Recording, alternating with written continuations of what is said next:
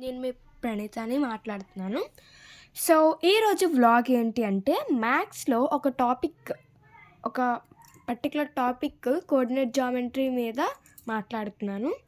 చెప్తున్నాను. కోఆర్డినేట్ జామెట్రీలో ఒక part area of triangle తీసుకొని దాని గురించి మొత్తం ఈ వీడియోలో ఆ సినాప్సిస్ అంతా ఎక్స్‌ప్లెయిన్ చేయడం జరుగుతుంది. అంటే అకార్డింగ్ టు టెక్స్ట్ బుక్ వల్ల. సో, ఎలా అంటే చూడండి. సో, మనకి లెసన్ నేమ్ వచ్చేసి ఏరియా ఆఫ్ ట్రయాంగిల్. ఇది కోఆర్డినేట్ జామెట్రీలో ఏరియా ఆఫ్ ట్రయాంగిల్ అనమాట. సో, మనకి తెలుసు, ముందంతా నేర్చుకున్నాం. సినాప్సిస్ 2:1 చూస్తే ఈ బుక్స్లో మనము డిస్టెన్స్ ఎలా కట్టాలి, మిడ్ పాయింట్ అంటే ఏంటి, ఇంటర్నల్లీ అంటే ఏంటి, అసలు ఆర్థర్స్ అంటే ఏంటి, ఈ డెఫినేషన్స్ అన్నీ మనం నేర్చుకున్నాం. సో, ఇప్పుడు దీని దగ్గరికి వచ్చేసరికి ఏరియా ఆఫ్ ట్రయాంగిల్ మనందరికీ తెలుసు, హాఫ్ BH. అదేంటి, నార్మల్గా మెన్సురేషన్లో ఎక్కువగా ఇలా యూజ్ చేయడం జరుగుతుంది. ఇక్కడ కోఆర్డినేట్ జామెట్రీలో ఎలా యూజ్ చేస్తామంటే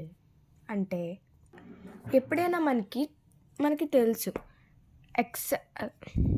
y axis, x axis meet అయ్యే పాయింట్ని మనం ఇక్కడ ఆరిజిన్ అంటాం. అది క్లియర్ కదా అందరికీ. ఆరిజిన్ మీన్స్ 0, ఆ పాయింట్ 0 ఉంటే దాన్ని ఆరిజిన్ అని అంటాం. ఒకవేళ మనకి ఇప్పుడు 3 పాయింట్స్ ఇచ్చారనుకోండి, జాగ్రత్తగా వినండి. 3 పాయింట్స్ ఇచ్చారు, దాంట్లో ఒక పాయింట్ 0 అయినప్పుడు ఈ ట్రయాంగిల్ యూజ్ చేస్తామన్నమాట మనం. ఇదిగోండి, ఆరిజిన్ అంటే 0 పాయింట్. ఎప్పుడైతే 3 పాయింట్స్లో ఒకటి 0 అయినప్పుడు మాత్రమే ఈ ట్రయాంగిల్ యూజ్ చేస్తాం. ఎప్పుడు 3 పాయింట్స్ ఉన్నాయి కదా, ఇక్కడ 3 పాయింట్స్ నెంబర్స్లో ఇచ్చారనుకోండి, యాజ్ యూజువల్గా నార్మల్ ట్రయాంగిల్ యూజ్ చేస్తాం. నెక్స్ట్ కొన్ని ఫార్ములాస్ అయితే మనకు ఉన్నాయి. ఆ ఫార్ములాస్ ద్వారా మనం ఈ వర్క్ షీట్స్ని సాల్వ్ చేయగలం. ఆ ఫార్ములాస్ ఏంటి అంటే చూడండి, చూపిస్తాను. ఏరియా ఆఫ్ ట్రయాంగిల్కి ఈ ఫార్ములా నేర్చుకోవాలి. Half x1 minus x2 x1 minus x3 y1 minus y2 y1 minus y3. ఇది మనకి ఏరియా ఆఫ్ ట్రయాంగిల్. ఈ వీడియో అంతా సినాప్సిస్ ఎక్స్ప్లెయిన్ చేస్తాను. ఎవరికైనా సినాప్సిస్ డౌట్ ఉంటే చూడండి. మళ్ళీ వర్క్షీట్లో వెళ్ళే ముందు, అంటే ఈ వర్క్షీట్ సాల్వ్ చేయాలి అంటే ఫస్ట్ ఈ మినిమం మనకి ఫార్ములాస్ తెలియాలి.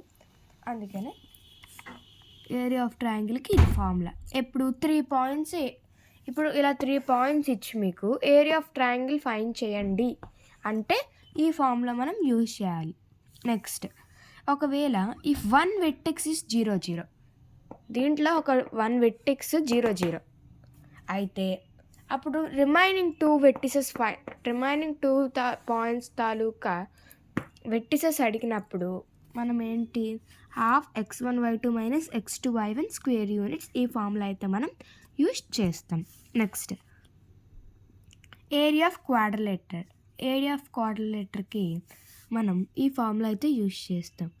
అంటే చూడండి, half x1 minus x3 x2 minus x4 y1 minus y3 y2 minus y4, ఈ ఫార్ములా అయితే యూజ్ చేస్తాం. ఇదిగోండి quadrilateral, x1 y1 x2 y2 x3 y3 x2 y4. So ఈ సినాప్సిస్ అంతా దీని గురించి ఉంటుంది.